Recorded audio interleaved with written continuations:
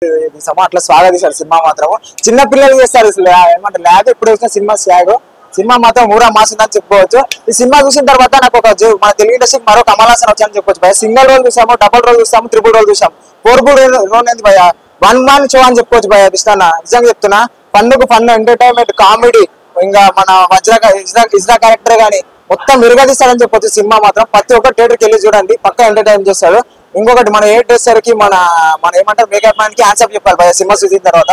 ఎందుకంటే ఆ design makeup గానీ వేరే లెవెల్ వేసారని చెప్పుకోవచ్చు. సినిమా పరంగా ప్రతి ఒక్క థియేటర్కి వెళ్ళి చూడండి భయ, సినిమా పక్కా ఎంటర్టైన్మెంట్. మన శ్రీవిష్ అన్న క్యారెక్టరైజేషన్ మాత్రం ఊరా మాస్ ఉంది సినిమాలో.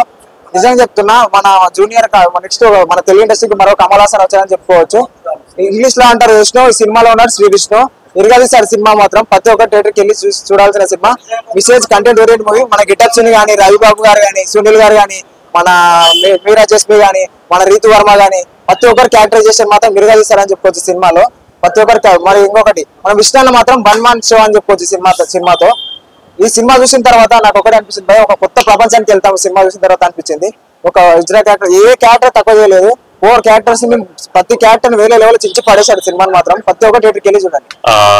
హాయ్ అండి, స్వాగ్ సినిమా చూశాను, చాలా బాగుంది. 360 degrees పగిలిపోయింది. ఇంకా మన ఈ సినిమా వచ్చేటప్పటికి 3 stereotypes ని బ్రేక్ చేసింది. మనకి హీరోయిన్స్ కి పెద్ద క్యారెక్టర్ రావట్లేదు, రోల్స్ రావట్లేదు అనేది ఒకటి నడుస్తూ ఉంది. సో అది బ్రేక్ చేసింది. సెకండ్ వచ్చేటప్పటికి మనకి కంటెంట్ ఉన్న సినిమాలు కొంచెం ఎంగేజ్ అవడానికి కొంచెం టైం తీసుకుంటారు అని చెప్పి అదొక స్టీరియోటైప్ ఉంది, దాన్ని బ్రేక్ చేసింది. ఇవన్నీ ఉన్న తర్వాత కమర్షియల్ గా హిట్ అవ్వదేమో అనే ఒక స్టీరియోటైప్ ఉంది, దాన్ని కూడా బ్రేక్ చేసిందని అనుకుంటున్నాను. సో శ్రీ విష్ణు గారిని ఎందుకనే మనం కింగ్ ఆఫ్ కంటెంట్ అని అనేది